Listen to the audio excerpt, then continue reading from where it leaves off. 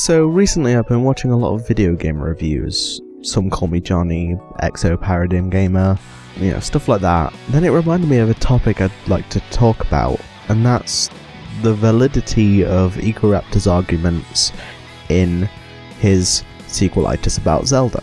I want to make it clear that his comments in the other Sequelitis videos, like the Mega Man one and the Castlevania ones, are great. I love those videos, they're fun to watch, and I think they get to a very core message, which I would say is correct. I mean, it's not objectively correct, because nothing can in game reviews, but that's not the point of what I'm talking about.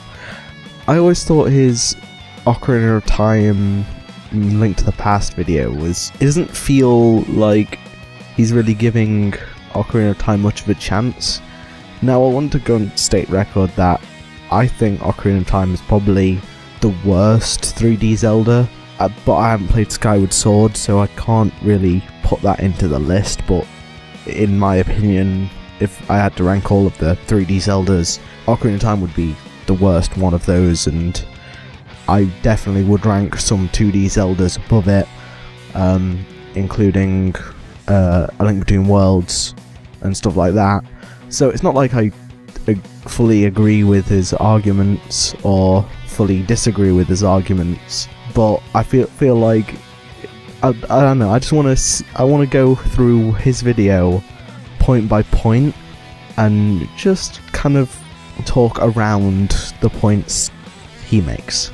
The first point he makes is about the mechanics in general of what Zelda games kind of are designed to be, and he's saying like, oh yeah, it's like most people will say, oh yeah, it's you go to these dungeons and there's secret passages, there's exploration, there's the Master Sword and the Triforce and Ganon and boss fights and an overworld and all that, but he's like saying, well, I mean, maybe that's not really what Zelda's about. And he says that Zelda's all really about exploration and having fun, doing things in the world.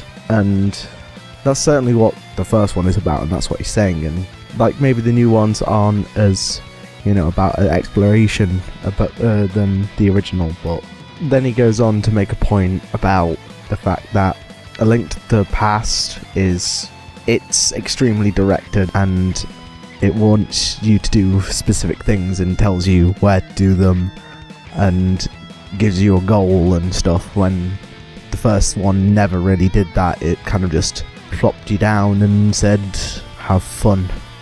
And I know he's making a point that it's different. It's the difference between the first one and A Link to the Past is about, it's even if the gameplay is like similar, it's how you approach the game is different. He then goes on to say that when Ocarina of Time came out, trying to make what Zelda was before, like the 2D top-down stuff into 3D, and then big problems come with that bit by having to, in his words, stipulate on different parts of reality, where there's bats, and bats are, annoying in Ocarina of Time because they can fly anywhere, but in A Link to the Past, you can always just kill them, it's fine, it doesn't matter.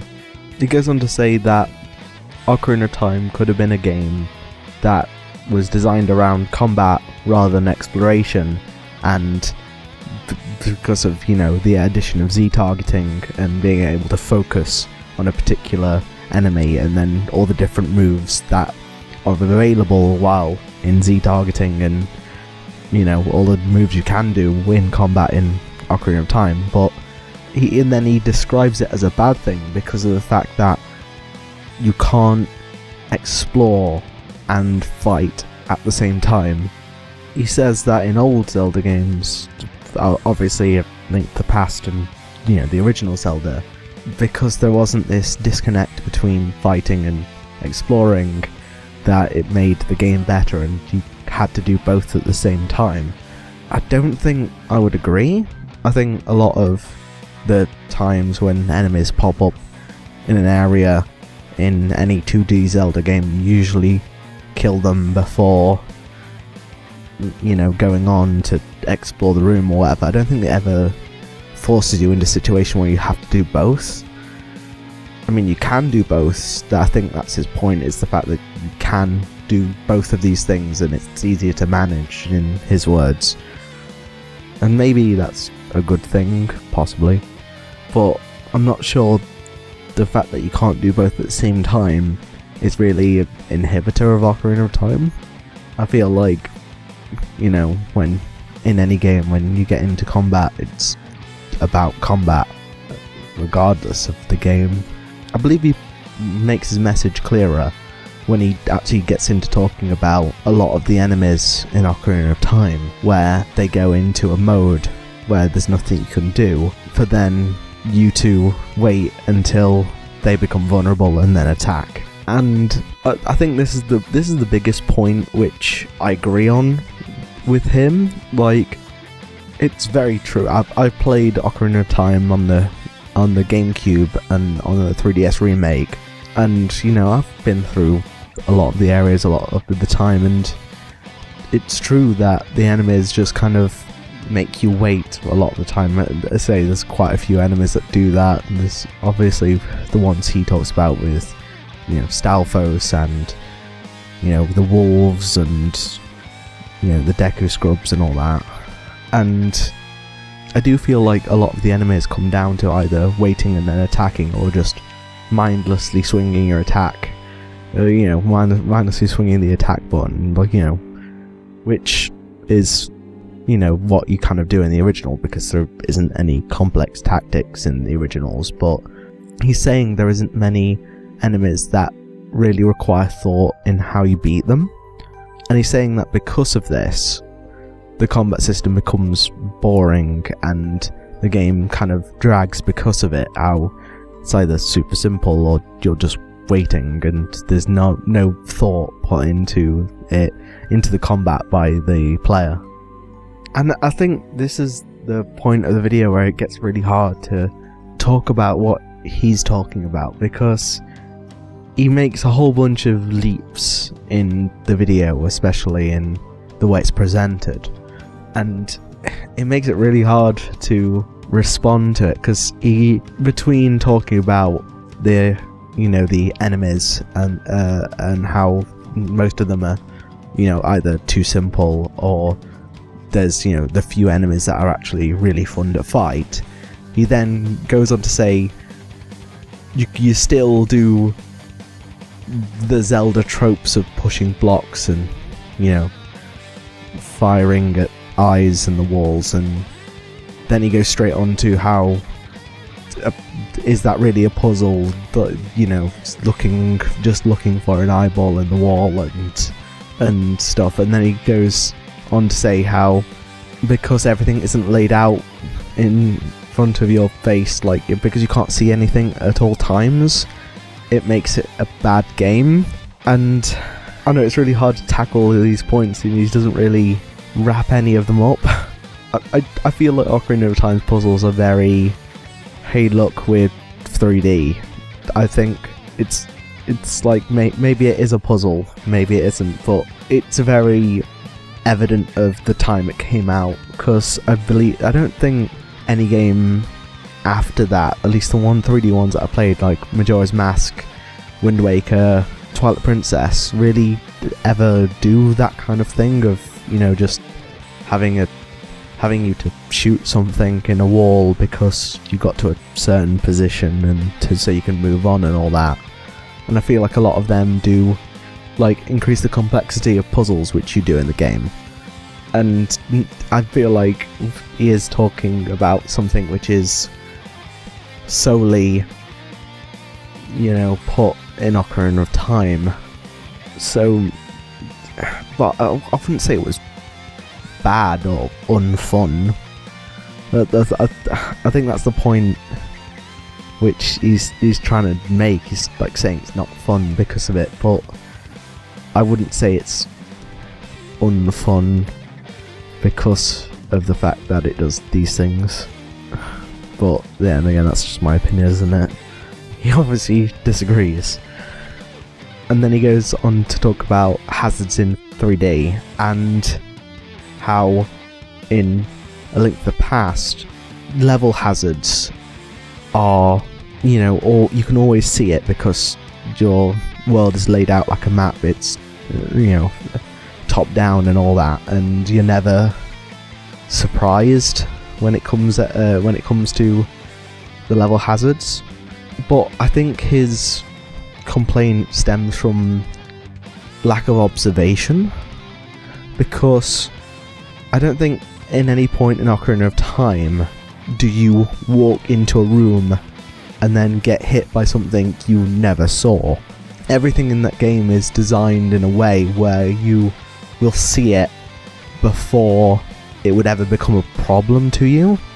There's the giant Skulltula, spider things in the game, right, that come down from the ceiling.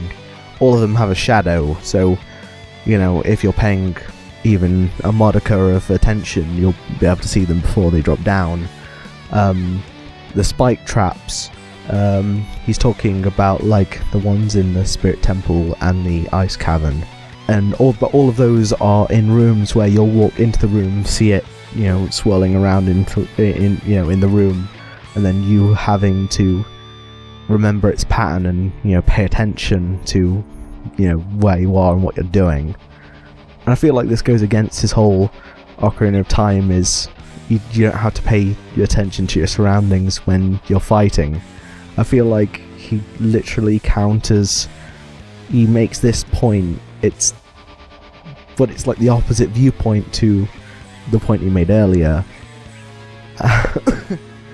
And I know it's very funny to think of it like that, because you have to pay attention to your surroundings while in Z-targeting in Ocarina of Time, especially when the stage hazards, and stage hazards are the thing which build the Ocarina of Time world, so you have to pay attention to what you're doing.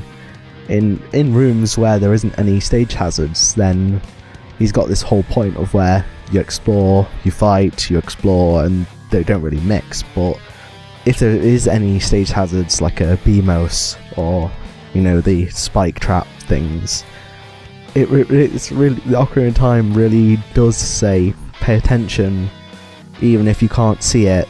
You can't put it out of your mind. And I think it's kind of funny how he missed that, like he was countering his own point. And then he goes on to say that some of the things in the world look treacherous but aren't, which is true. But he then says that because it isn't treacherous, there should be something treacherous in your way to, make the thing actually treacherous, like either a circling spike trap, which he complained about earlier, or some kind of enemy, which he also complained about earlier. Like, he talks about the little things which, the little enemies in A Link to the Past where you knock them back and they knock you back a bit and stuff, and how that could have been something they put in on top of these platforms that you're jumping across to to make the situation interesting. But I feel like if they were there and if they were very commonplace, it'd probably be one of his complaints that there's always something tedious in your way. Because it's not like those enemies in A Link to the Past were particularly interesting. They were just there because they could be, and they were about teaching a different mechanic which is required for the boss in that area. And I feel like if they were there in Ocarina of Time, not only would it have to be some kind of persistent theme of the area or something, but I think he would find it irritating in 3D, especially because you'd have to Z-target them and stuff. And he then goes on to say that in Ocarina of Time, bombs were annoying to use because you had no idea really where it was going to land, which is true. The point he makes where it's accurate and there's a load of room for error in the thing, at least compared to A Link to the Past. I know I never really used bombs unless it was required, and I feel like that's kind of part of Ocarina of Time's design, especially with Z targeting, is the fact that, you know, he even says, you know, the Z targeting makes combat complicated, and if they required you to use a bomb, they would only require you to use the bomb on enemies that need to use the bomb, and then they would craft the areas around it where, you know, it wouldn't be irritating to use the bomb on it, which I believe it does. Where, you know, you're rarely put in a room where you can't throw a bomb at the bombos before, you know, enemies attack you or anything like that. I can't recall any instances of it annoying me, the, you know, inaccuracy of bombs. I feel like it's exemplified more with the puzzles that require bombs, but in the combat it's like no problem because you're not going to use them in combat. They're not, it's, you know, it's kind of silly to ask you to use them in combat.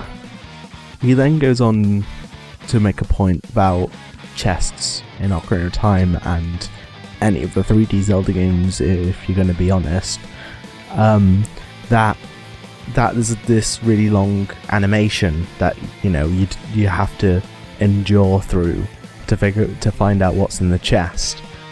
And he says that in the previous games, to get, you know, the item in the dungeon, you got the big key and then use the big key to open the big chest, which isn't a thing which was required for Ocarina of Time. You just found the, you know, the big chest, quote unquote, you know, just, you know, the chest with the item in it, you know, after, you know, defeating a room or defeating the mini boss or whatever, right?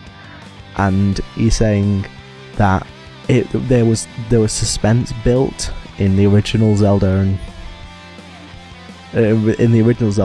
by the you know, the room you have to, you know, traverse through before you get the item, and you get to, you know, think about what it is and what it does. And A Link to the Past does that by, you know, setting up the, hey look, here's this chest with an item in it that you can't access just yet, and then you get, it's the suspense is there when you get the big key and you're like, now I can go get that chest. Well, I wonder what's in it, you know, and, you know, you go through your options, you think through it, and then you can get it and it's instant, right? And Ocarina of Time, he's saying that it's dumb because the animation is, you know, is in there because, you know, it requires you to wait to get the item. But I don't know, if he's going to talk about suspense and, you know, items and whatnot, I feel like if he is going to compare the item chest to the chest in the originals, well, the item rooms in the original Zelda and the big chest in A Link to the Past, it's like you've got to compare the times. I think in this case, the original Legend of Zelda does it the best in terms of, you know, not wasting your time by, you know, forcing you to, you know, do this one thing, and, you know, it'll take you about 5 seconds or whatever to get the item and bam. But he then says that you can open a whole bunch of chests in Link to the Past while opening only one in Ocarina of Time.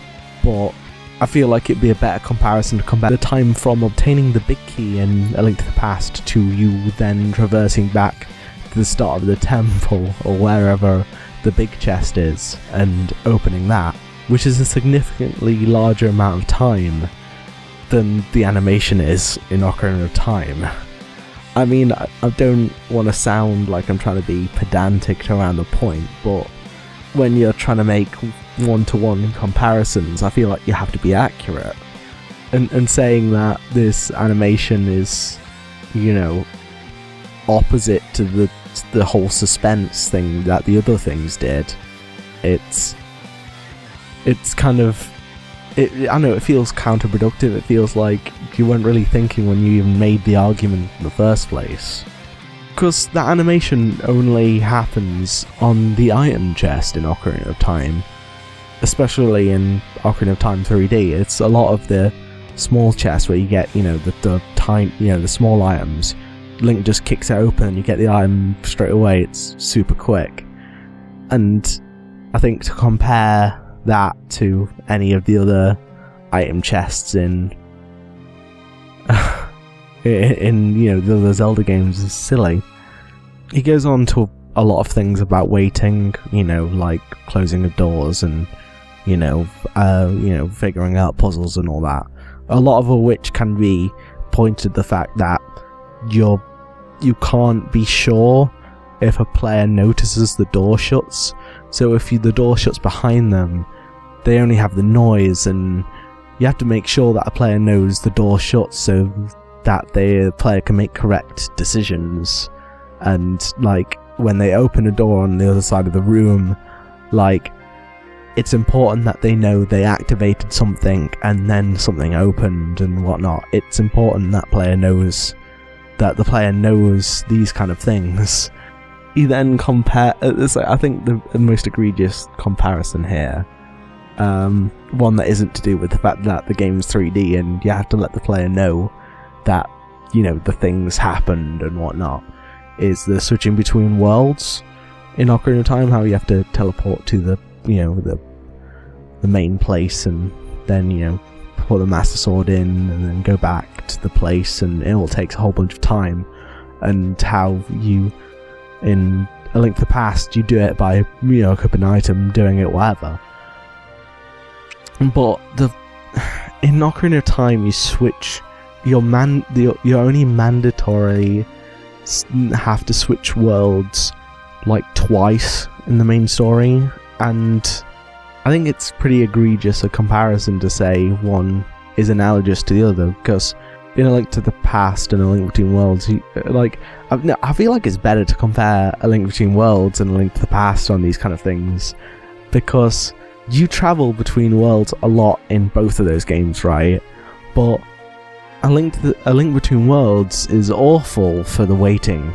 When you switch between the worlds, you have to go in you have to find the slice in the world, go through the thing, watch the animation, appear on the other side.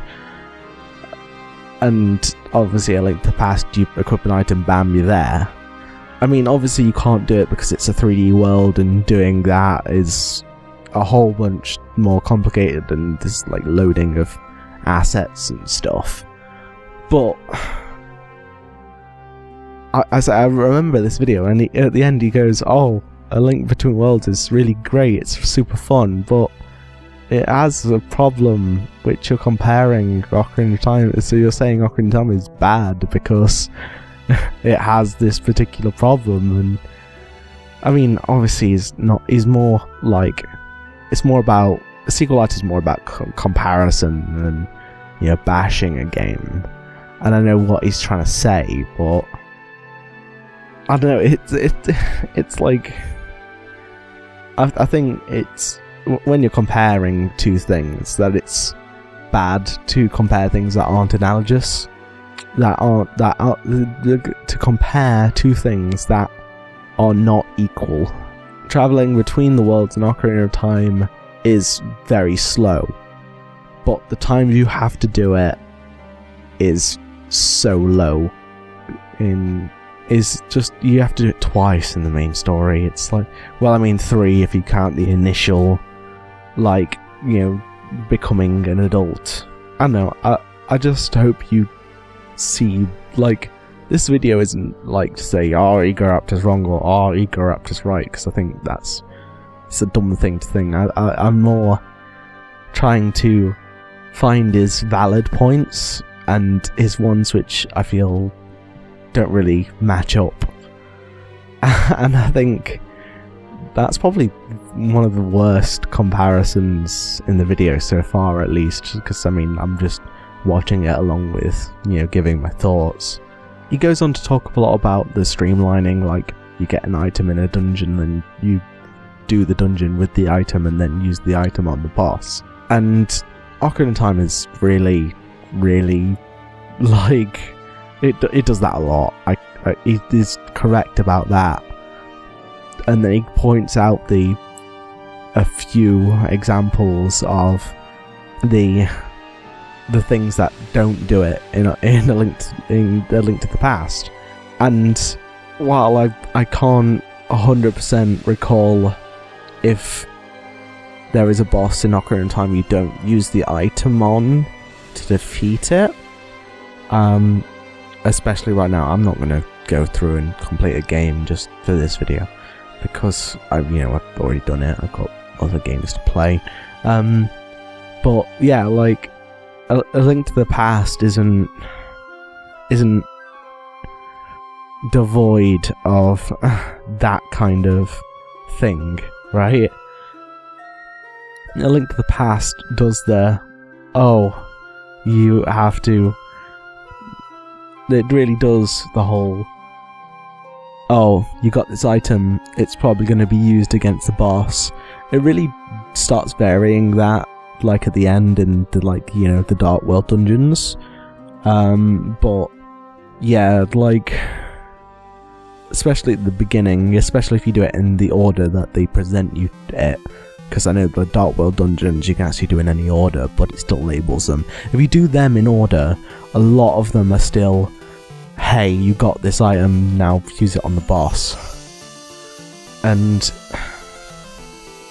it's like nitpicking one game to then exclude the examples of the same thing in the one you're comparing it to.